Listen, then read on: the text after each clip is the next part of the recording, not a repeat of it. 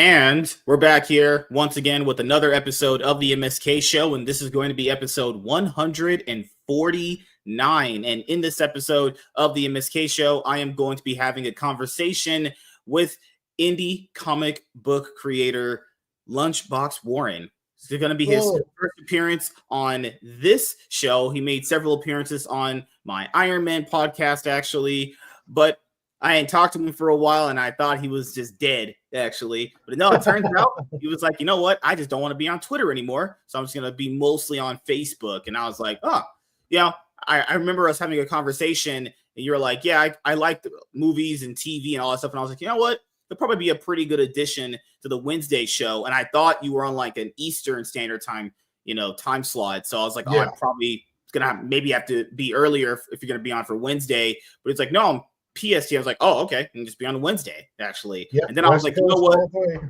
Yeah. And I was like, you know what? Might as well have him on for a one-on-one again. And also, we'll be doing some special stuff for you guys a bit later on in the year. Not like way later, early March, April, when my schedule gets a little bit more free. So for those of you guys who don't know, me and SciFax are going to end up reviewing like horror movies and slasher movies for a little bit there, and other movie franchises as well. And Lunchbox Warren also wanted to do something similar a while ago. He was like, you know what? I'm really tired of people doing like comic book drama and all that bullshit. And I was like, you know what? How can you talk about drama if you're invested in watching, like cinema? You know what I mean? Like watching a show, watching a movie. So I don't know which movie series you want to tackle first. I was thinking like, fucking hell, since Jurassic World Rebirth is coming up, we could maybe review all of the Jurassic Park / World movies before the new one comes out. That way, when a new one drops, if we ever just go and see it, then we just review it and it's just added in, to the catalog. That sounds good.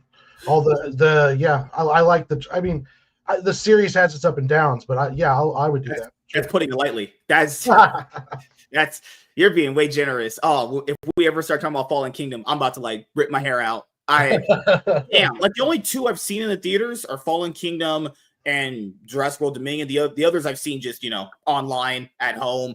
And I was like, man, how did it go from what Steven Spielberg set up versus where it's at now? But we're going to start it here for a lot of people who, don't know who you are. So let's just start from this point. That way, if you ever come on for a first appearance again, much later on down the road in the future, we'll have to do this again. So how was your life growing up? Oh, my life was good. I grew up in a small little town in the Pacific Northwest, and it was probably, pretty peaceful growing up. Nothing too exciting on that. I mean, when you live in a small town, everybody knows everybody, and you don't have to worry about much of the crazy type city kind of things. And I've always been pretty much drawing. I was like one of the only nerdy kids in the school. So, I was the only one who was into Star Wars, Star Trek, only one reading comic books, really. I had some friends that were into D&D and playing music, but I was like the comic book superhero guy growing up. And when I graduated high school, I went off into the Army. And then, after the Army, I did some odds and end jobs. And then eventually I got myself to where I wanted to do comic books full time. I've always kind of wanted to do comic books, but it took me until I was in my 30s before I really said, you know what, chasing all this rat race shit's no fun. I need to just, do so what I love. To clear it up for people who don't know, you want to literally have your entire income you're going to make for the rest of your life just fully doing comic books and nothing else. I did. I still do, but after this last year, I came to the realization that goal is extremely hard to achieve. It's almost like you can't do anything to achieve that goal. You just have to work really hard. And if you get good enough and you get lucky, then you get picked up and then you can live off of it. As of right now, my work is picking up, but I realize that I have to get my talent, my art better, my writing better. Recently, Diamond filed for bankruptcy, and it's probably not even going to be a company in April. And because of that, Antarctic Press is not going to be doing creator-owned titles anymore for publishing. So I had a window to publish Sig and Joe through them, and now that is closed until this Diamond thing gets figured out, or possibly forever. So I just came to the realization that if I want to live off of this, I'm going to have to put that on the back shelf and just keep working and, hopefully come up with that story or get my artwork to the point where enough people are jumping onto it where I can live off of it. But it's a very erratic pay to try to live off your art. Oh yeah.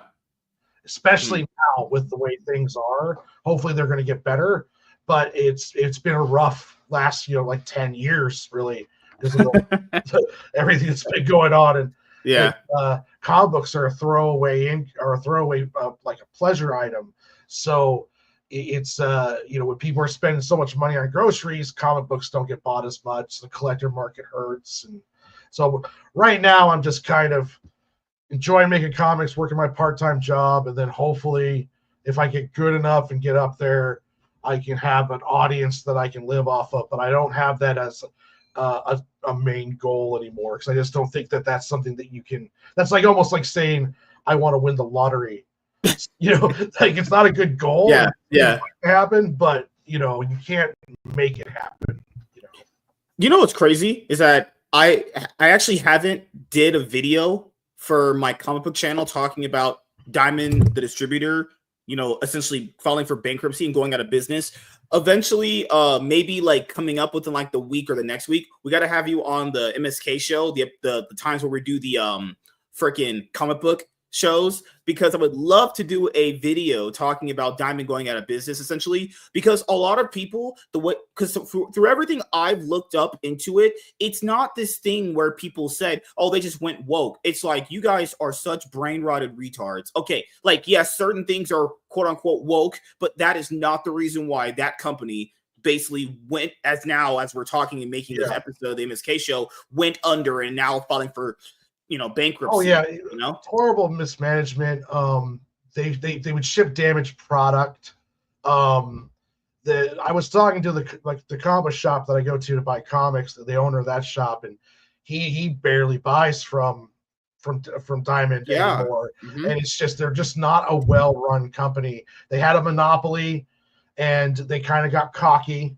And they didn't really set up stuff good, and now they're paying for it. And this is a long time mismanagement on their part. This has been a long time coming, actually. Yeah. What a lot of people don't understand is, I always will criticize Jim Lee for not running DC good at all. He's had some few good ideas recently with the DC Compact Comics. I think that was a really, really good idea. Yeah. They're finally starting to do their own like epic collection version like Marvel's been doing with the DC's Finest line. That's another great idea. But outside of just those two ideas and him basically having DC Comics move away from Diamond being their distributor, he hasn't really done anything. But that move that he did to be like, hey, fuck you, Diamond, we're going to go with Lunar or Penguin Random House or whatever, that actually shook things up, because people at Diamond, for those of us who don't know, essentially, if you're kind of a normie to this or a casual, they had a big monopoly on the market, and they try to essentially even establish that further come in the certain virus period we just came out of not too long ago. They never wanted to change, from what I've heard. You do hear conflicting stories about certain people that were owners of shops that order for them. I've heard some good things, I've heard some bad things, but it's mostly bad. I would say it's 70%. I would say it's 80% bad, 20% good. And with that kind of ratio, it's just not good, And then what really hurts out of it all going down is not just Free Comic Book Day, because they're the ones that did Free Comic Book Day, but that's a loss anyway. So that's kind of going to be not picked up by anybody. Free comic books, guys, you can go to your local comic shop and get like 10 comics for like $10 or $1, and that'll definitely help out the store. What hurts is like people like Antarctic Press, the ones that even currently right now do like Mike Barron's Private American as a floppy. So people like you will kind of use like Antarctic Press as like an indie creator to kind of get yourself into the direct market in the comic book shops.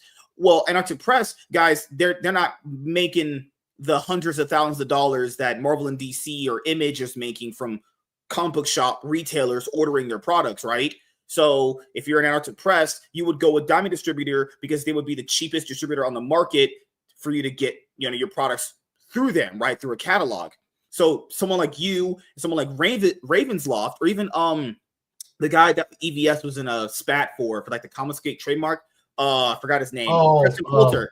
Yeah. All three of you guys probably went through Antarctic Press to put your comic books on mycomicshop.com, or to have maybe a store owner order your stuff. Now that's not a possibility. It's not a reality anymore. And it's like, how are people that are in the indie comic book space ever going to get that big break? Now, you could always debate of like, was jumping into a comic book shop the actual way that you want to get seen? Is it really going to make that much difference in sales? But it's not really that. It's all just based off the exposure. But just now with that bridge completely gone, it's like, oh, that fucking sucks. Because factor in, a lot of people don't even think about this stuff because people, you know me, man. Man, people are stupid when it comes to comic books. They be saying those absolute most retarded things. Contrary to popular belief, people still buy comic books a lot. And just you being not an option that they're going to be seeing on like, for like maybe for so like me, like you, I'll go on mycomicshop.com, or if they're on like holiday season, I'll maybe go on like Golden Apple Comics or Midtown and just scroll through for my pull list to see what I'm gonna buy. You just not being there means you won't get seen. Literally, the average person, if they're scrolling down a website to add the comic books that they're going to be buying to their pull list, if you're not there, you're not known, you're not seen. You are like more than indie. You're like but fuck nobody at that point, you know. So them going away, I think it's just horrible for indie comic creators that wanted to get their comic books through a publisher and putting them into a shop. Now, keep in mind, you don't get into comic books to make money, so the not making money part you already accepted going in. But just not having that option is not good, you know? Yeah, there's a personal thing that you feel when you know you're in shops. It's like you feel like you made it on a lot of level, and plus it's that exposure too that you know, someone in that shop sees your book, reads it, and then they find your live streams, they find your Facebook, your social medias, they start finding your cons. It's a blow because without Diamond, there's a whole bunch of lower level guys that are not going to be, that can't distribute now because Luna, like Anarchic Press, has contacted Luna multiple times and Luna has never responded back to them. Luna wants to have nothing to do with small indie published companies like that. So unless someone else steps up and opens that doorway for them, like Anarchic Press is only going to be doing IPs that they own, and their main distribution and funding is going to be through Kickstarter. So it's like they went from being in the comic shops to being essentially, going onto the Kickstarter brands, doing it that way, and it's just, it's in a shockwave through the whole system. There was no safety net, and now if I want to get into a publisher like that, I need to get out there, go to cons, build up an audience, build a good amazing product like a Bone or a Ninja Turtle, and then get it in front of the right eyes at the right time, and then I can get out there and get mass published into a direct market. But as of right now, my market's going to be whoever I can, get to see my stuff through social media, through local shows, try to make it to Portland and Seattle type kind of stuff and see if I can grow this out that way. It sucks, but at the same time, though, it's not going to stop me from making comics. It's not going to stop me from doing this. It's just my avenues to direct market have, gone away, and now it's a lot harder, but it can happen. Comic books are always like that, though. If we're being honest here, there's always something coming up at some point. There's always going to be highs and lows, because that's the other part of Diamond going away, is that it didn't even need to happen. They thought they were the only game in town. They thought they never were going to be usurped. They actually thought that Marvel and DC were just going to sit there and let them give out damaged products. And people are going to credit Marvel for it. It wasn't Marvel. Marvel was content with it. Jim Lee's the one that did it. Jim Lee's the one to be like, you know what, Wong Chini, fuck this, we're done, we're out of here. Marvel was content with doing it because, as we know with them, they're content with anything. Jesus Christ. If you look at Marvel and DC right now, it feels like DC is trying to fix their problems. They're trying to recapture their young audience that they've ignored since the 90s. Marvel does not feel that way. Marvel's just kind of like, we're here. Everyone loves Spider-Man. I actually was really happy with DC with the whole compact comic thing, the finest line thing. They're collected, not just collected editions with finest line. Their omnibuses have been coming out a lot more frequently, a lot more better. They started putting out a webtoon comic with the Bat family.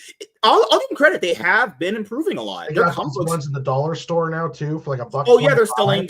Yeah, they put their so essentially, if people don't remember, DC is selling like a lot of their older comic books, even Rebirth and some Dawn of DC comics in Dollar Trees. Actually, like they're putting small floppies back in Dollar Tree. That's great. The only issue I have with it should be in Dollar Generals. Dollar Generals get more people, but other than that. A little gripe there. That's good because people have to understand when it comes to comic books, it's not the reason why people don't know they exist. They're not visible in front of someone. So if you go to a Dollar Tree, and we know people go to Dollar Trees a lot, the economy is pretty bad for a lot of people. Dollar Trees are the number one go-to for like maybe groceries at this point now. You go there, kid, you got like $5 for a kid. He can get like 3 of those comics. And then those comics right there might make a lifetime fan later on down the road. Yeah. At $1.39. Right now, my closest comic shop is 30 minutes drive away from me. Same here. If I was 12 years old, I would never see a comic book, And there used to be when I was 12 years old, we'd go to the grocery store and there was a spinner rack. Mm-hmm. And they got away from all that stuff because DC and Marvel cared more about collector resale than they did about youth. And what happens is they lost 2 generations of youth that were in book fairs reading Scholastic catalogs, and those catalogs had Dragon Ball Z Volume 1, My Hero Academia Volume 1, Bone, Dogman, Captain Underpants. So these kids are reading those. Those books are doing phenomenal. DC Batman's not doing great because the only way to find Batman is to find a comic book shop in a downtown city that's 45 minutes away by car. And there's no way no 12-year-old's just going to wander out there. So seeing him in dollar stores where the kid sees Batman or Superman and says, Mommy, I want this. And she just wants to shut him up. And it's only $1.25. They throw it in the cart. And now you have a comic book fan. It seems pretty easy, but both the big guys just forgot about doing that. Yeah, it's awesome that, DC Comics, I don't know if James Gunn or was it Jim Lee that made the decision to do it, but them selling the books at Dollar Tree is what people have been asking for a long time. Like literally, if they are not accessible to someone as far as like even visibility, because it mostly goes off of accessibility and visibility. Because if they're not accessible and visible to the average person, they just won't even think about them because the average person is thinking about so many things when their adult life starts hitting, like how they're going to pay their rent and are they going to move out and all that other stuff. And I believe they should potentially try working to get the same deal they did with Dollar Tree, maybe in like a gas station, like why stop there? Go further, put it in gas stations, liquor stores, places like that, They need to also, which Marvel should have done, but DC should do, like if you go watch the Superman movie coming up this summer, if you take your movie stub into a Barnes & Noble or a comic book shop and buy a Superman graphic novel or comic book, you get like 30% off or something, or you bring it in and show it to them and DC has a special comic book for you, like something along those lines to tie everything in, or even have comic books at like a free comic book day Superman comic at the movie theaters. Yeah. So you get with your ticket, something along those lines, really combine everything. So that way the kids say, okay, the movie, the video games, the comics, it's all tied together. There's some kids who don't even realize that there's comics for the comic characters that they're watching movies of and playing video games of. They don't even know about the comics, and that's travesty. Yeah, it's crazy because that's where they pivoted to early on. Was like, well, we're not going to make much here in comic books. It's might as well we'll just invest the last of our resources in movies and television. And be honest here, it has the bigger reach, but the problem here is people now just don't even know the comics even exist as the material before, and that's created another like big giant hole. But the other thing when it comes to like floppies now is like floppies are going to be increasing in price, as we know. Not just from the tariffs. I remember the production cost of making a comic. I heard rumors that Dynamite's going to offer less per page, but let's be honest here, who in the world will be buying Dynamite comics? Yeah, like, not many. Yeah. It's like, God, IDW, they myself, said might be out of business. It's like, well, we could prepare for that. I just recently got an order for my second issue of my comic book. I did my first print run on it. It was now $1 more than it was last year. On each And book order, or just the on whole this thing? book order per book is $1 more. So wow. I was spending $250. Now I'm spending $350 just to get my book printed. And I am myself thinking about I might no longer make floppies. I might just do 80-page graphic novels. Like here's part 1, part 2. I've even thought about taking my first 2 issues of my Stick and Joe comic book and printing it as a graphic novel. And then 3 and 4 will be done by June. I'm just making a graphic novel out of that because floppies are just not cost effective anymore. I mean, especially if you're an indie, that's the thing. Yeah. Like I can charge cheaper for them because I don't pay for the art because I do it myself. But if you're a writer and you're paying an artist and it costs you $6,000 to make a comic book, you got to sell those things like at $15 to get your money back. So I mean, people aren't going to be buying $15 comic books all willy-nilly. They want something that they can have and that feels like a value. So I might start just making only graphic novels myself and just stay away from floppies. Yeah, because I was gonna say you already have the first 2 issues of Sig and Joe up. I would say just do a number 3, have a 3-issue arc right there, and make a graphic novel out of, or make a trade paperback out of that. You already have the first 2 done. Might as well just do a third one. Be an 88-page trade paperback because each issue is 44 pages long. You're right. Yeah. So then I can make one out of that really easy, and then 3 is 54 pages, and 4 is probably going to be around there too. So yeah. I'll have a nice graphic novel once the first 4 issues are done as a volume 1. Like it'll be almost a 200-page graphic novel of the first arc of Sig and Joe. Yeah. Or if you just want to do like the first 2 issues, like you said, and then do 3 and 4, because that's the thing I was thinking about when it comes to like indie comic books is the wait is so long to get to the next one. I would rather just give someone the money to help them fund their book, and then just get a more fulfilling product when you eventually get it. Kind of like what Eric Weathers does with Battle Brick Road, even though the guy's a EVS guy, or the way Eric July does it. He doesn't even do floppies. He just does essentially now. Well, before it was 90 to 100 pages, right? But now it's going to be like 52 pages, but it's a full, complete story you get there. I think that should be the way for indie creators. Not 24 4-page floppies is not enough, and it's not worth the wait either, because when you get to the next one, by that time, maybe in that 6-month time frame to get to the next book, I'm already probably don't care about those characters anymore. Maybe I don't have enough time to read those characters. It could be anything, many reasons, I agree. The one hard thing is for the indie guy who pays for all of the work to be done. So they're paying to have the art, the coloring, the lettering done. That means now, in order to get a book out, they have to do 54 pages instead, or 48 pages instead of 24. Yeah. So some guys will be able to do it. Some guys, it'll make it a lot harder for them. In the environment we live now, sadly, you're the only guys that are going to be able to really pull out of it strongly are guys like me who can do my own artwork. So I have very low overhead.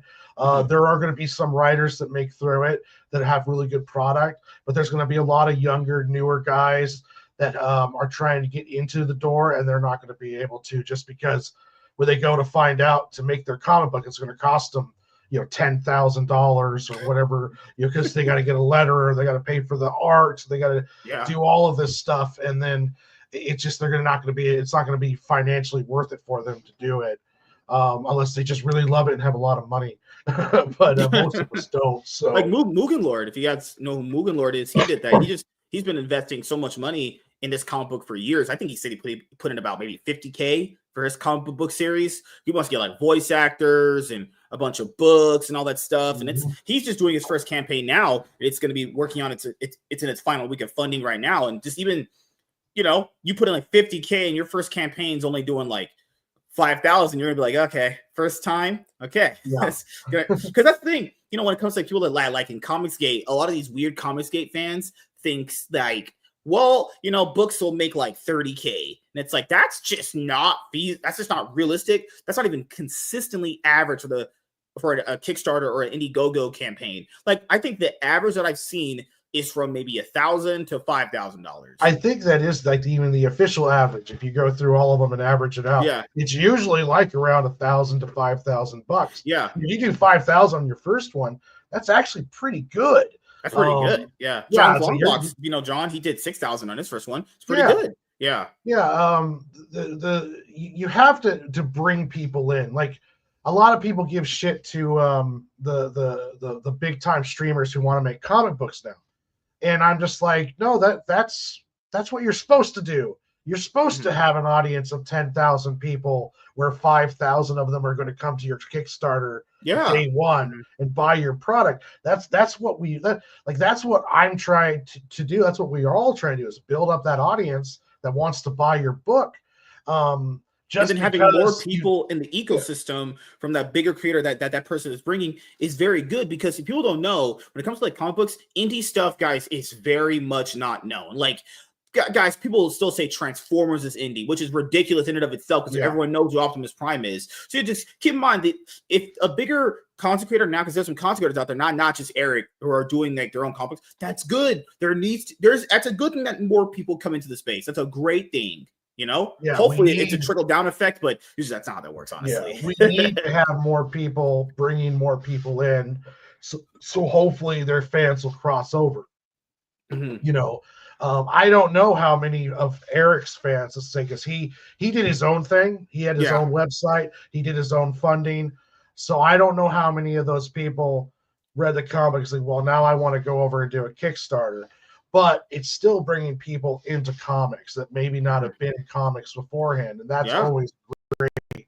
But we need people to bring those in, and hopefully those fans will cross over.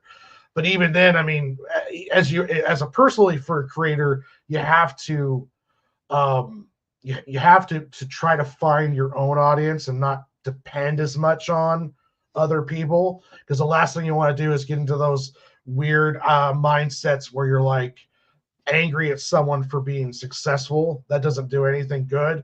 Be happy for their success, and then learn from what they did if you can learn anything from it, and then hopefully that can add to your success. But yeah, I'm all for people making comics and bringing fans in and trying to grow this business.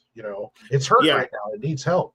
Yeah, because you have people like, the usual suspects on Twitter that are like, you know what, we should be gatekeeping. I understand the concept of gatekeeping when it comes to most things, but not in the vein where, because we have to factor in, if you do that so much, there's going to be no new pipeline of talent coming up. That's just how that works, Yeah. Like the market has to pick. Yeah, the audience is going to end up getting to decide what they spend their money on anyway. But it's mostly not even that. The reason why they don't want new people coming up is because they're afraid of getting passed up by new people, or that the possibility of someone new is going to pass them up. Like EVS is obviously very jealous that Eric July surpassed him in pretty much every single way possible, despite being a industry comic book event. Yeah. And this is the thing is, people just rag on Eric, and it's one of those crazy things. I tell people, Rippaverse isn't going to be impacting the way people think about comic books anytime soon. They're just trying to do their own thing. Because keep in mind, guys, even like Dark Horse or companies like Boom Studios or even IDW don't impact stuff. So another new indie comic book publisher coming up isn't going to really do much. It's all just about, adding in new fans to the ecosystem, and they get to decide what to spend their money on. If Marvel and DC do bad things, should be the market. That should be the only gatekeeper. Yeah, it should be whether or not you have a product that catches enough eyes. Now, I understand, if you're selling hamburgers and 100 more hamburger stands come into your area, you feel like you might get lost even if you have a great product. Yeah. But then you just have to, in my opinion, you just have to work harder. You just have to be louder. You just have to get out there more. And the more people in the hobby means the more that hobby is going to grow. And I don't agree with telling someone that they don't deserve to be here just because you feel that their ability is not at the level where you think it should be. Just because someone sucks doesn't mean that they're not trying. I drew hundreds of hours of shitty art, and I thought I was doing my best, trying hard, and it just eventually gets better. I don't believe in the whole looking at someone who has art that you don't like and just be like, it's not up to the level, it's not worth it, you need to quit and stop doing this. No, if you're taking the time to make a book, then you keep doing that. I don't care what other people think. No one has the right to tell you that you can't do that, especially if you have the love and take the time to put one of these damn things together, because it takes forever and takes a lot of money and work. So if you make a comic, I'm going to applaud you, no matter if it's bad or good. It's perfectly fine to get someone a critique and say, hey, your anatomy's not there, your backgrounds are off, we need to work on this, you need to work on that. That's fine, and that you should take that in. But just to flat out tell people, hey, you don't deserve to be here, you don't need to be in here in my space, fuck off. That's no. I don't agree with that at all. Yeah, because that's the thing is people have to understand, even some of the greatest comic book artists and writers and letterers, whatever, they didn't start off the best when they first started. Either it's going to work like this for everyone who doesn't understand. You're going to start out at a single point. It could be very good, could be very bad, could be kind of mediocre, but you just have to keep working on it. Now, some people never improve. Some people just kind of just suck. That's just what it is. It's a very competitive market, and keep in mind, guys, it's all art, so it's going to be subjective no matter who you're talking to, But this notion that you have to wait even just 4 years for books is just so stupid, guys. That's just dumb. Like, anyone that's told you that is retarded. That person's just lazy. None of us, no matter how big we are, Eric or EVS, they can't save the industry. They're not big enough. They don't have the reach. But they can hurt it by not fulfilling and turning people off from buying future comics. And that's just basic stuff. It's one thing I applaud Eric for. I didn't think he got his money's worth with Isom 1's artwork. But he's been getting better. He's learned from his lessons, and that's what's important. It's not what issue 1 looks like, but if he does issue 2, 3, and 4, and they keep getting better, it's like, oh, okay, you're getting it now. All right, you're working, you're learning, you're improving. That's what's important. And you're fulfilling on time, and you're getting your customers what they want, and your customers are happy. That's really all we can control, and that's what we should be concentrating on.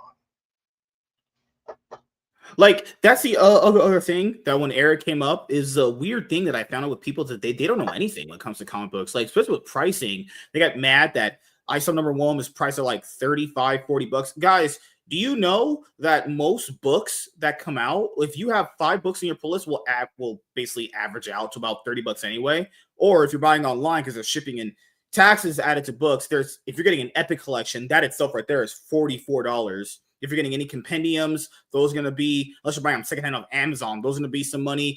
Like, the pricing is like, guys, comic books cost money, whether you're buying them or you're making them. Like this whole notion of cheap comic books doesn't even really exist, because the main two people don't even really make that much money off of doing floppies. Why do you guys think they're rushing to put out more collected editions, more omnibuses now? Because they're probably making more money off that. Like, all of DC's biggest selling graphic novels last year were their compact comics line. The one with Court of Owls, the one with Batman Hush, the one with I own all of them too. I love them. I think I got them all. Idea. Yeah, it's a great idea. Yeah, I have a lot of them. Like Watchmen still sells very well, despite it being reprinted probably 1,000 fucking times. Actually, I read the Court of Owl ones all the time. I love that series. That's a great series. Court of Owls. Yeah. Mm-hmm. It was great. It was great. And the floppies, I love floppies, but it's harder in this economy to justify making them. It's if someone looks at a 24-page floppy for $10 and a 80-page graphic novel for $15, that's just basic math. I'll grab the graphic novel because I get a complete story. I get it for $15 instead of 7 or 10. And, it's just basic math at that point. The floppies are what are good at the collector's market, the resale market. Like, you're never going to get mostly just because of the covers. It's mostly you're never going to get big money for a graphic novel. But you're going to get big money for for any of the big books out there, the key issues and the #1s, first appearances. But all that stuff has fallen in price due to the crash of the bubble after COVID. So the collector market's hurting right now for resale. Oh yeah. It's a good time Oh to buy. dude, fucking hell, man, I hated that in the market when it came to like 20. It was like I think it was like what 2018 going into the COVID period where everyone wanted like their favorite Yu-Gi-Oh and Pokemon cards and Magic cards Yeah. and comics like graded. You know what I'm talking about? This whole graded fad that came in. I was like, this is so stupid. Like the only way I would ever get some of my favorite Yu-Gi-Oh or Pokemon cards graded is if I really, really like that card specifically and I wanted to preserve it. But everyone is sitting here grading everything. I'm like, someone went out there and graded a Batman #1. It was the DC Rebirth Batman #1. It was the one by Tom King and David Finch. Who the fuck wants that for their collection? Now, it's The worth Punisher like one. Remember, you know the Punisher $50. cover? You know the Yeah. Punisher cover where it's the first appearance of Punisher for a Spider-Man comic? That one's fallen in value. Like the whole man, that whole graded shit. I wouldn't say scam. There are some legitimate companies, but it's like I feel like that's such a I don't know, like what the way people view grading and slapping. I think it's just a literal waste of money. That was always going to fail. That's a dumb thing. Because Yeah, you can't read the it's a book. weird, You that weird know? collector's market. One moment it's all pumped up because we're getting checks from the government and Yeah. everyone's buying stuff. Then you fast forward 5 years and that $2,000 graded comic book you bought is going for eBay for $30 now. Yeah, You and if you know? want to read those kind of books, literally, guys, they've reprinted giant size X-Men in several X-Men comic books throughout. Yeah. You just have to go look for them. Same with Action Comics #1 or Detective Comics issue number 20. Was it 30, 27? Batman first appearance or 35? One of them. 27, One I of think. those, Yeah, that's out there if you need it. You know, it's you get a graded comic book. How are you reading that thing? Well, you just putting it up on your wall? Like what? Yeah, it's just a showpiece, and then you're hoping that it gains in value so you can resell it in 10 years. And it's like and keep in mind, where's the market for that? If the assumption is we don't even have a lot of comic book readers, how many comic book collectors are there? You know, there's not enough It's readers. shrinking. Like you Yeah. can see right now, you go on Facebook or Craigslist, people selling entire collections. You see Yeah. videos of guys who used to do collector videos are like, I'm selling my entire collection for $500. And yeah, it's pretty much, I don't want to say it's a dead market, but it's definitely at a very low point right now when it comes Yeah, to it's all the speculator collector. value right there. It's all based Yeah. off these variant covers. That's why if you guys notice for like #1s and shit, you'll see like Marvel and DC, just for like certain new #1s they know are going to be big, like Ultimate Spider-Man #1 by Jonathan Hickman. It came out last year in January 2024. Tons of variants. Yeah. And keep in Wow, mind, we mentioned Dynamite. Fucking all they do is variants. They'll Yeah. do like 50 Vampirilla covers for just one book, you know. Fucking hell, man. Like you're getting all these covers to be injected into the market, and it's one of those things where it's like I usually just buy the one cover that I like, sometimes more or less, so I'll get the main cover. It usually just does me pretty good. But you have all like 50 variant covers. What's this for? You know, what's the whole thing? It's limited 1 in 25 retailer variants. You got to get those retailer variants, the foil ones and shit. It's like that stuff's kind of cool. I got one for a Power Rangers that anniversary comic they put out like like a year back. But guys, I wouldn't be getting that randomly. You know, I don't need foil variants to enjoy a comic book. Like literally, as you guys know, I just got this yesterday. I wouldn't care this is foil. This looks fine just the way it is, you know? Yeah. Well, it's like you said, it's fun. Like if your favorite artist happens to draw a variant for a special Ninja Turtle issue, I'll pick that up. It's like, oh, this is so cool. Yeah. But it's something that was real big in the 90s, and it lost all its steam after the bubble burst with the flu season. And it's just like I know for me as an indie, when I do a Kickstarter, you know, I've got to if I do any variants, I got to pay the other artists to do the variants. I got to get at least a print run of 25, which is around $100 for each of the variants. And so like I could end up just spending $1,000 getting variants and covers done just so I could start my Kickstarter. So I have to battle with that. Like, okay, you know, do I want to do variants? How many variants can I do? Should I draw my own variants? You know, stuff along those lines. Because they can get really, really expensive for something that you're only selling on Kickstarter that you might only sell 2 or 3 of them of. If you get that good artist with a big following that does that really nice, sexy cover for you, you can make some pretty good cash off of it. But it's kind of a gamble. You don't know how well the tides are going to turn when that Kickstarter goes on. Yeah, that's the thing is everyone always pushes Indiegogo, but isn't Kickstarter the one with the bigger market? Kickstarter has a much more natural, organic market for comic books. Yeah. So if you don't bring an audience into Kickstarter and you meet their meta pretty good, you're going to do decently.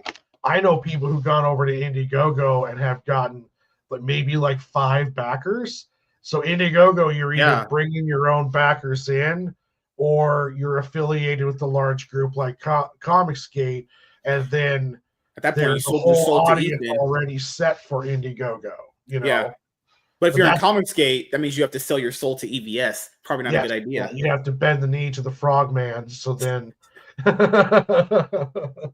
if you want to sell your soul for 10K Indiegogo campaign, good Lord, I'd say go ahead, but I would say that's not worth it. Yeah, your inbox filling with hate mail. Comment section going like, are you going to fulfill the book? I mean, go look up Rainbow the Brute Rainbow the Brute comment section right now. It's just a bunch of angry people asking for refunds. Yeah, it's also another thing when it comes to like crowdfunding. It's like even Fund My Comic, they try to do their own thing, but I've seen people launch on Fund My Comic and get no one. Honestly, literally, I understand Luke is trying to naturally get support for that website, but even though it's just dedicated towards comic books, that even goes to show you how like small the audience really is. Because Indiegogo and Kickstarter, that's essentially not even for comics. That's for like other things like new tech, new refrigerator inventions and bullshit like that. Whereas Fund My Comic is just strictly to fund comic books, and that's been pretty hard for a lot of people too. Because I've seen people launch on Fund My Comic because people have been promoting it a lot. There's just not an audience there for it either. It doesn't have that organic audience who's like, I gets up in the morning and goes through Fund My Comic and tries to find a new campaign to back. You're bringing them in on your own, or you're just not getting them with that one. Which I hope they can change it around, because I'd like to see. I like the idea of Fund My Comic, but it's just you have to build up that audience, and they kind of depend on people with big audiences coming in, but those audiences are not spending the time to look around at other stuff. They're just like, oh, this guy I like, I have to go to here to get his book, and then they leave right afterwards, and that's the kind of problem that Fund My Comic's got to get on top of. Mm-hmm. Do you think they're a viable option though for Fund My Comic? Do you think Fund My Comic is a viable option? I think if you have an audience, that you can bring into it. If you have a bunch of people who are not big on Kickstarter and Indiegogo, and they're willing to try it, or if you have an audience that follows you wherever you go, and you're like, hey, I'm just going to Fund My Comic now. No more Indiegogo, no more Kickstarter. I think it's a good platform for that.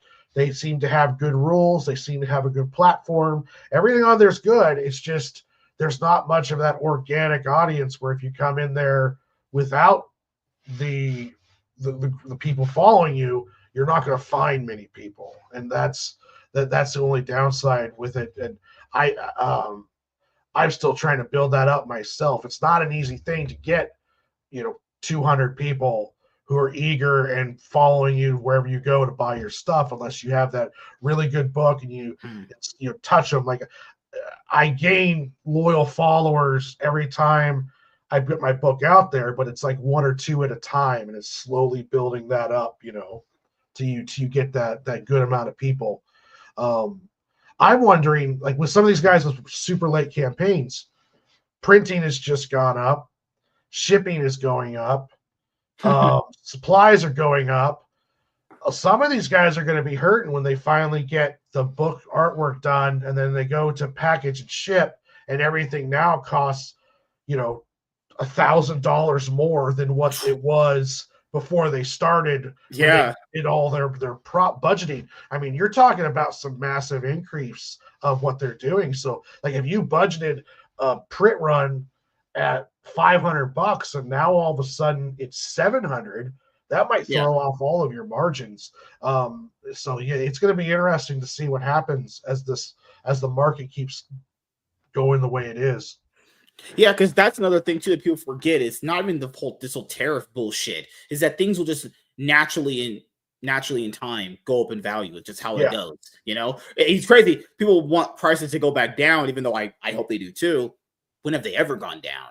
Like when prices go up, they usually just go up and up. They don't go back down, you know? Hopefully, eventually that's a reality with the new president and Trump's doing some good things here. But it's like for comic books, they're the worst to suffer through that because there's shipping and you have all the back end expenses, like you said, and fulfillment services and all that bullshit. And it's like, it's crazy that people will have all that money and just sit on it and just do nothing. And it's not even just Ethan, like another person just sitting there getting a book out 3 years later. Yeah. Why?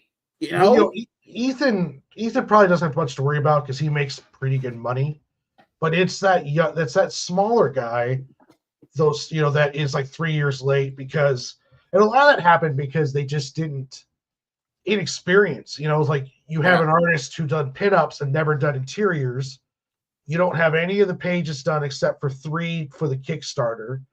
You have a colorist who's never really done it before, who's working a job. All of them working jobs on the side. Yeah. And then you fulfill this Kickstarter, and if you're like a CGer and you got pumped up to, let's say, like 5 or 6 or maybe even 10K, and now your inexperienced artist is slow, falling way behind because they didn't realize. Fall off, could quit. Fall off, quit. I mean, there's so much stuff that can happen, and the margins are so close. Like EBS and Eric, they have a little room to play with their margins because they're making so much money. Yeah. But those smaller guys where, your budget, you need to make 10 and you make a 12, that's $2,000 goes away quick when you're start messing around with those margins, when you have to get a new artist, when you start falling behind and everything starts costing more.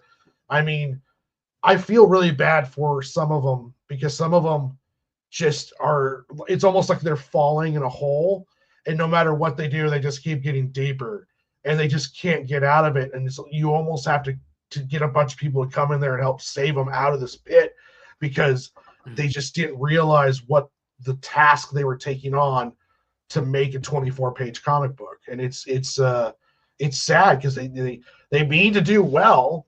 A lot of them mean to do well, but it's just they get overwhelmed and it just starts cascading on them. And before you know it, you have a 3-year late book, people screaming, yelling at you. No one talks to you anymore, and you don't know what to do, because all the money's gone and everything else. And yeah, it's just, it can get pretty nasty. That's why I make sure all my books are done before I do a Kickstarter.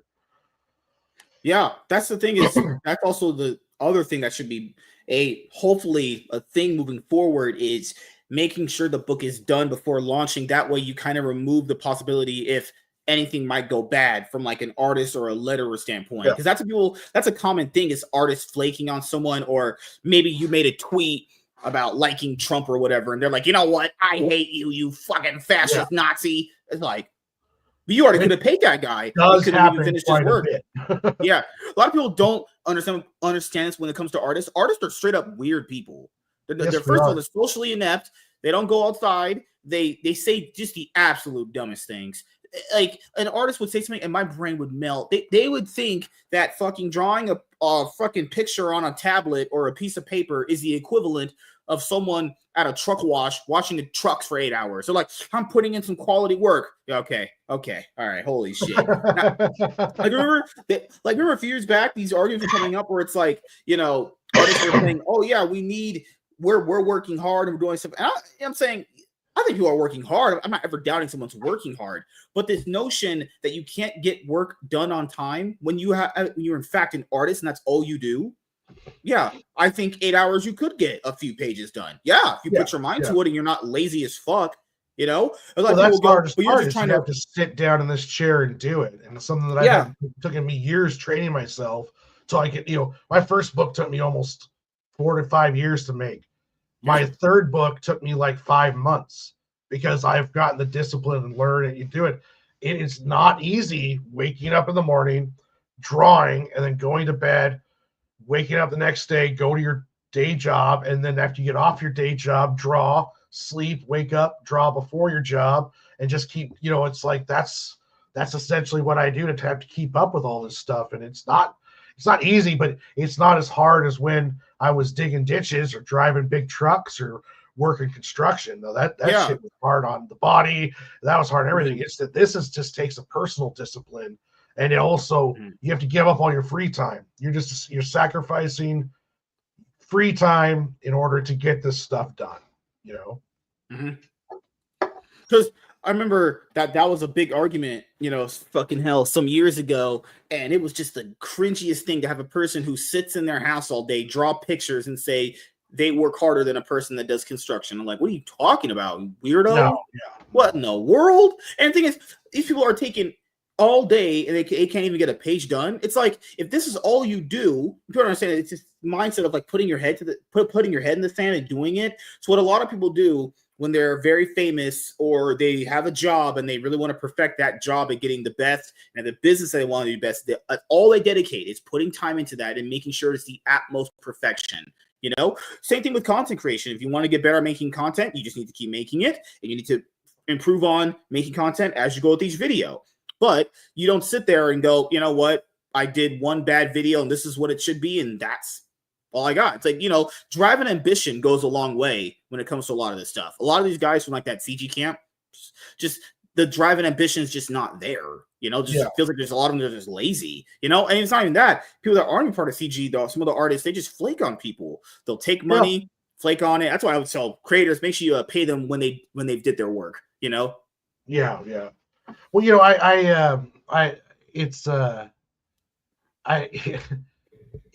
so true because there's times where I've gotten jobs or drawing commissions and I didn't really want to do it, and it was some of the fucking most painful thing to sit down and get it done. But I can see why someone gets that job and then they get halfway into it, they're just like, I don't want to do this shit anymore, and then they just stop doing it. That's one of the reasons why I mostly just draw my own stuff. And if I do a commission, I start it as soon as I get the commission, and I finish it as quickly as possible, just a way to get it done and out of there before, because I don't want to be like, well, I'll wait till tomorrow, and then tomorrow I'm like, you know what, I'll do it later, and then before I know it, it's like 2 days until it's due and I haven't done anything yet. So yeah, it's a battle. I find myself being really having to push myself sometimes to get going. Even drawing my own shit. I'm at page 38 of Sing and Joe, and I'm just like, I'm tired of drawing these fucking things, the here and that, and just get angry. Maybe just wrap it up at 40 pages. 40 pages, good enough, man. Fucking hell, dude. Yeah, that's the thing is, even last night when I put out that big Star Wars video that I put out today on my main YouTube channel. God, man, just sitting there and editing and putting the images in and cutting out the audio out of each trailer to use it as footage to use when I'm talking.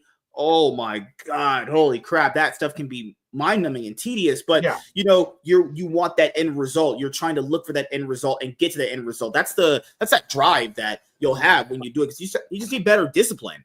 That's really just all it is for a lot of people. Like, even when they start doing YouTube, it's always the honeymoon phase when you first started, but then like, oh damn, I have 20 subs. Yeah, this is not easy. I don't know who told you it was easy. This is not easy at all, actually. Kind of find out it's pretty fucking hard. You have to put some effort into it, I tell some people it's like walking a mile and only traveling like 1 step's worth of distance sometimes. Yeah, oh my God, that's actually the best analogy ever. Literally what YouTube is. God, man. You put in so much work and you barely get any kind of recovery or return from it. Oh gosh, man. Like, that's how it feels for comic books too. Like, when you read, when I feel like I've read a trade paperback and there's so much in it, I'm like, all right, one more book in, let's go, another one. I don't get how some people can read like all their books in their pull list in a week. That's crazy. Unless you okay, I'd imagine if you have nothing else going on, it's probably pretty easy, or you have a lot more time to do it. I could never read all the books in my pull list in a week, because I try to savor like all the try to savor each moment to make sure I'm really invested in the story and shit. Holy fuck, man. I've got a stack of comics by my recliner that keeps growing of stuff that I want to read, just not being able to take the time to read them and enjoy them. Good gosh. And then you ever do this thing when you pull list where you just have books for series that you haven't even started, but you keep getting the numbers for it because Yep. you want to make sure you have all the numbers. I do that for so many series until I just kind of stop for some of them.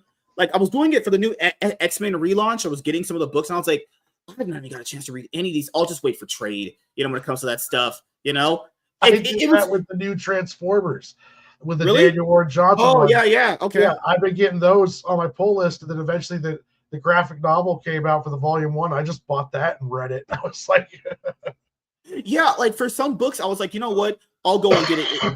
I'll go and get the issue 1, and then I never read the issue 1. I just waited for the trade.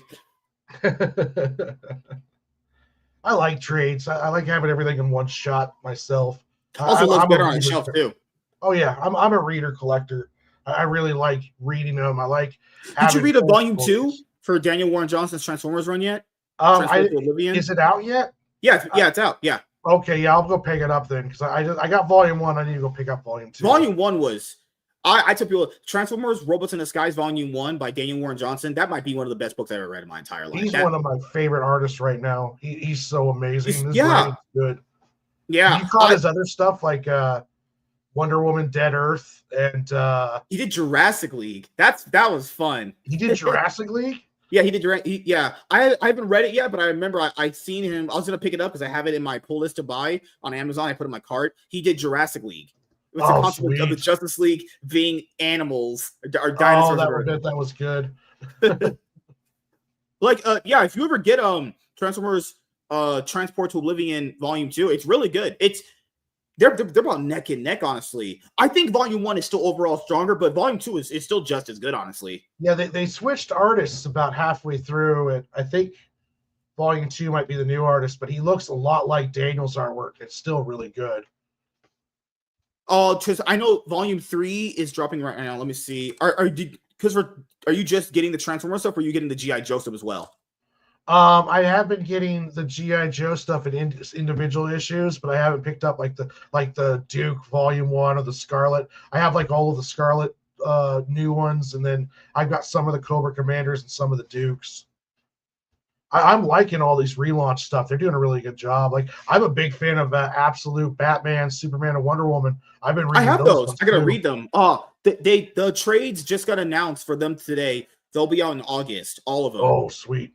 Yeah, I can't wait. It's crazy. Probably gonna end up reviewing all of them before the trades come out. I'll probably still just buy the trades just because, I always do. I buy the issues, and if I like them, I buy the trades.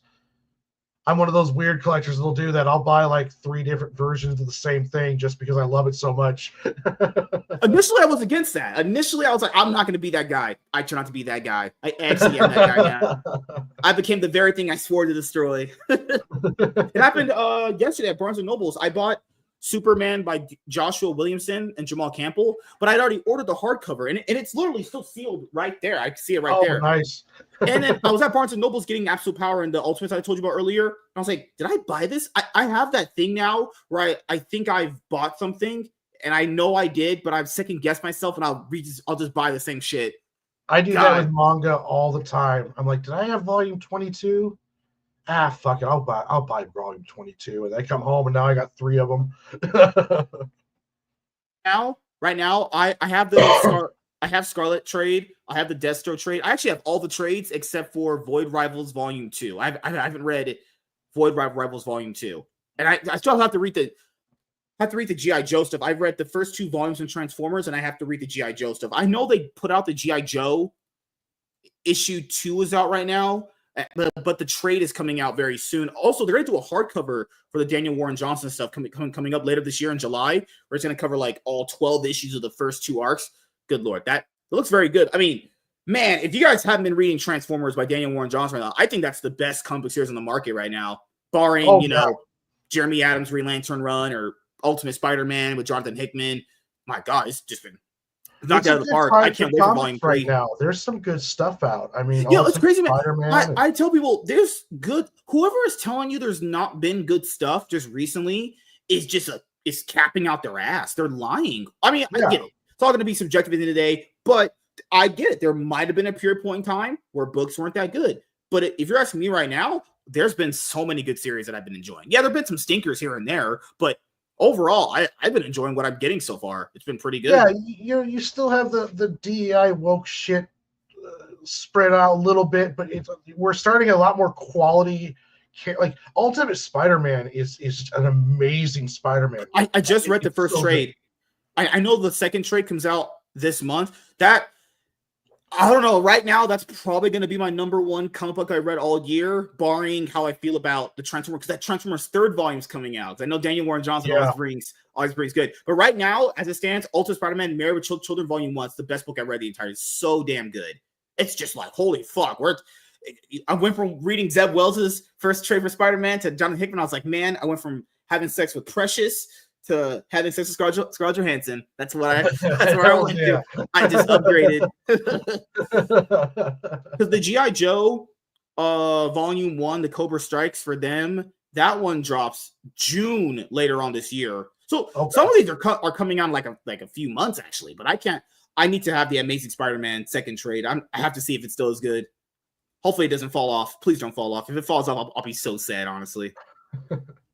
Because the second trade it has issues 7 through 12. So that's the second arc. It's weird because you have all these great series out, and I hope people could understand, hey, if someone's saying that most comics are bad right now, I would just say that's just depending on what you're into. And keep in mind, you're not reading everything. That's the number one thing people just are retarded on. You are not reading everything. There's no way to read everything. So when someone says all the books suck, that just makes no logical sense, because you can't, by the definition, even if you bought everything on a pull list from every book that has come out, you won't read them all. There's no way. Yeah, and even during its worst time period, where most of the people didn't like it, there was still good stuff being put out. Like, you can't ever say that it's just blanket, Marvel sucks. No, it's just, there's a lot of Marvel that sucks, and they're working on it, and it's getting better. It's growing. Like, DC's doing a lot better with their properties. It's a lot more interesting stuff. I never did read that Harley Quinn's fart book, though. But that kind of stuff, you would just go like, okay, I wouldn't have got that just based off concept alone. Like that wouldn't even be on my radar. I don't know what that's made. I don't know who that's made for. I don't know what that's made for, but I know it's not going to get bought from me. You could put that in a trade, and I would rip all the individual pages out of that trade to make sure that shit doesn't touch my other book. That's gonna be real big in the fatulent crowd, the fart crowd. Oh god, like I wouldn't read that shit. Like, no. That's the problem that they have, is putting out books like that. But then people would use that book as an example to make that as an example for the entire line of books coming out, and like, guys, come on, you need to stop doing that. This doesn't make logical sense. You know what I mean? Well, the problem is too, is you got a lot of guys in this business who have made a career out of shitting on Marvel, and even when Marvel doesn't do bad, they still have to figure out something to shit on because they got to make content. So they'll just hate everything, like whether it's good, bad, whatever. Movie Heads doesn't come out for 4 years. It's the worst thing ever. Everything sucks. Marvel's terrible. Give me a super chat. Man, I wish I got the super chat part of it. We're over. Good Lord. I mean, I just got the hours and watch time and subscribers. I already got that. I have to, apply for it. So I already have that. It's just fucking hell, man. I love comic books so much. There's not a world where I can't have comic books a part of my life now. It's just, I don't see a world I want to live in that anymore. Yeah, I'm the same way. Whether I just recently, the last year, got back into buying floppies and going to a comic shop regularly. And has the audience changed at your shop? Is there a decent sized audience there for it? The shop is really small in a small town that I go to, but I've noticed that the comic section's gotten smaller. There's a manga section now, and there's more Warhammer and Magic the Gathering and Pokemon cards than there are comics, because they're like, the comic shop I go to is like a 60-40 comics, 60% other stuff. And they even have a room in the back where guys could do Magic the Gathering, Warhammer, stuff along those lines. So I'm noticing it's just not comics alone anymore. You really can't survive that way. You have to be comic. You have to be essentially like a little nerd shopping center, like a Walmart for nerds, where it has your Warhammer, your Magic, your whatever little other games they've got, D&D stuff, Pokemon, Yu-Gi-Oh cards, stuff along those lines. That's the one change I've noticed. And you never thought you'd see a manga section in a comic book shop because it's like oil and water sometimes. But I think a lot of those comic shop owners are starting to realize, well, there is a crossover there. If these kids do come in and buy comics, and maybe I can get them to buy the other ones too.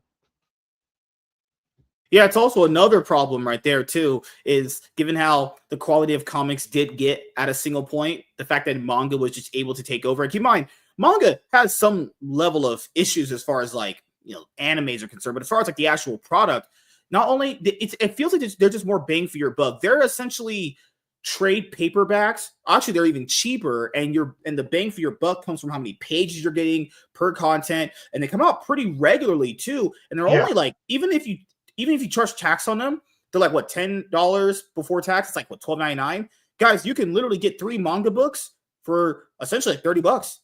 Yeah, and that's the thing. The artwork is at the level of the Western guys. Yeah. You're getting 200 some pages for $12 after taxes. That's even good for your kids too. If your kid wants to buy, if you want to get your kid a comic book, have them get a manga. Yeah, you know what's even crazy now? For manga, for like certain properties like Inuyasha, or you've seen it for One Piece, they have the 3-in-1s. At Walmart, they sold One Piece 3-in-1. So you get for $10, you get all 3 of the first volumes of One Piece. Now, if you're not out there, if you get the One Piece 3-in-1s or 3-in-1 collection, which is just omnibuses or compendiums, the paper quality is a little bit more, I would say, worse than a traditional manga. But keep in mind right there, 3 volumes in one collected edition right there for $10. Like I have the Fairy Tale omnibus over there that costs like $10 on $10 on Amazon. Yeah, I got a bunch of the One Piece ones. I have the entire run of Full Metal Alchemist in 3-in-1s. Yeah, and I got all for like 10 a piece. And that's just plus 2. When I read if I want to go read My Hero Academia, I've never done it before, I go over to the shelf and I grab volume 1.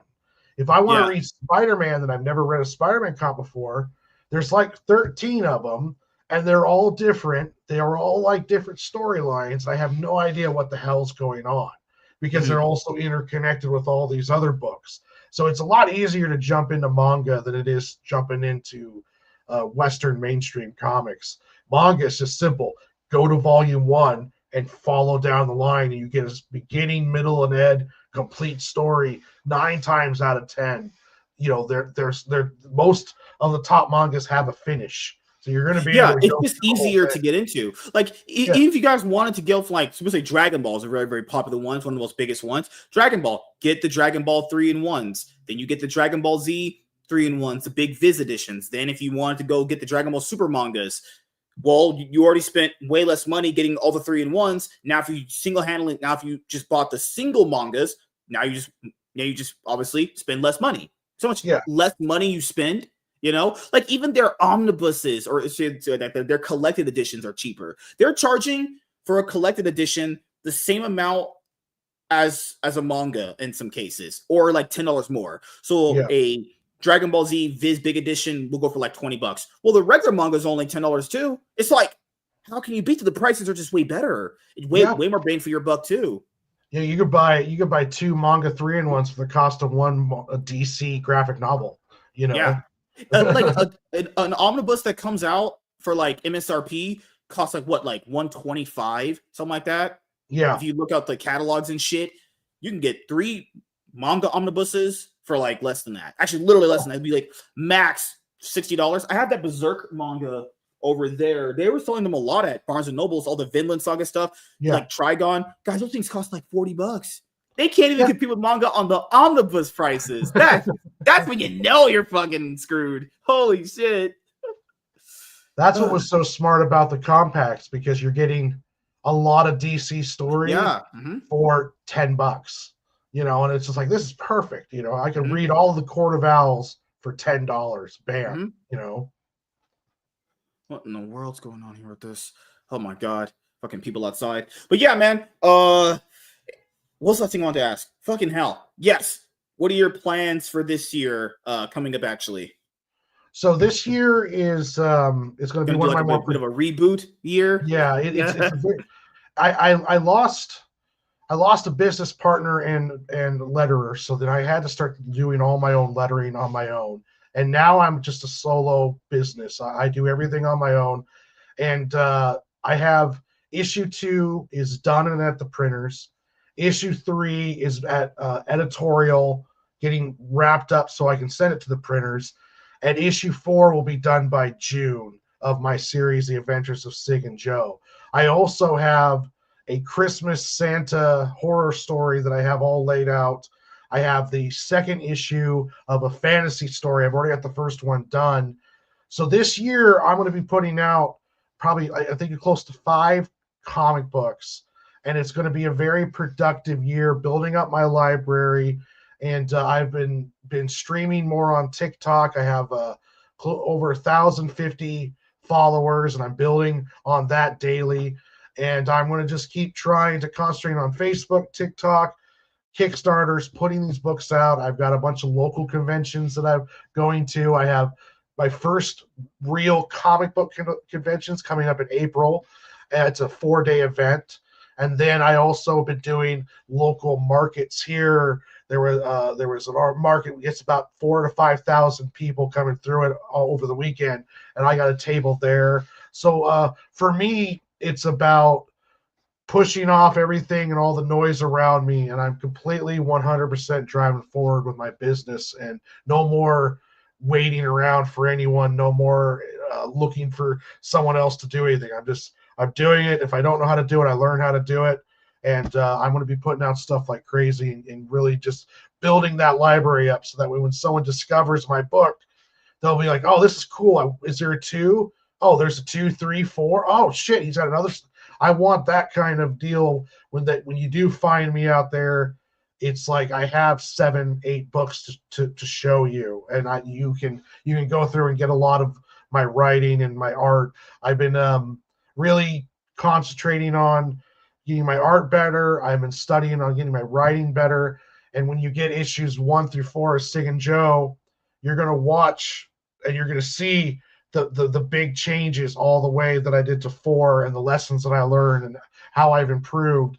And then when I get to issue 5, which will be next year, you're going to see another big jump because my next arc, I'm going to take all of the stuff that I did wrong with the first arc and I'm going to fix it with the planning and preparation with arc number 2. So I've got a lot of exciting things down there. I'm excited and motivated, and I'm just going to keep pumping this art out. And then maybe one day you might see one of my characters on a Netflix cartoon. Who knows? Yeah, might end up being better than Neil Gaiman, right? If you ever end up all the problems. If you ever end up like that, I'll be like, hey, I never knew that guy. I disassociate everything. You're going to be on the documentary. What are you talking about? Oh, shit. Holy fuck, man. Don't scare me like that. I'll actually just die. Holy fuck. But yeah, as I always tell people, try to read and consume comics without always taking someone's opinion, because everyone always listens to everyone else, but kind of making their own opinion on stuff. Keep in mind, guys, even if you don't have a lot of money, you can get comics in the One Piece way, the pirate way. Shonen Jump app is $1.99. Yeah, a Global Comics app is like $9.99 a month, and it has all DC, Image, Dark Horse, and a whole plethora of indies out there to read through your phone or tablet. There are ways to consume comics out there. Check your Kickstarters. Go to your local comic shop. There's ways out there to get them. Keep your eye out, and you can find them. Mm-hmm. It's one of those things that people have to kind of, get accustomed to seeing comic books, I guess, hopefully more in the life at some point. If you don't have a lot of money in your parent, Dollar Tree has literally their comics are $1.39. Yeah. You could just throw away books. You could just get your kid, and there's a comic book fan for life potentially later on if the kid gets older and wants to go and buy books. So yeah, before you head out, you got any shout outs? You want to get to anyone in particular, and anything else you want to say before you head out? If you're looking forward to follow me and find my stuff, put Lunchbox Warren into the search bar of Facebook, TikTok and Instagram, and you'll find me on there. And give me a follow and keep an eye out. And there'll be a lot of great stuff coming in the future. Hell yeah. So thank you guys for checking out this episode of the MSK Show. You'll be seeing Warren on Wednesdays when we have our Wednesday panel show. We'll see you guys later. Have a good night, everybody.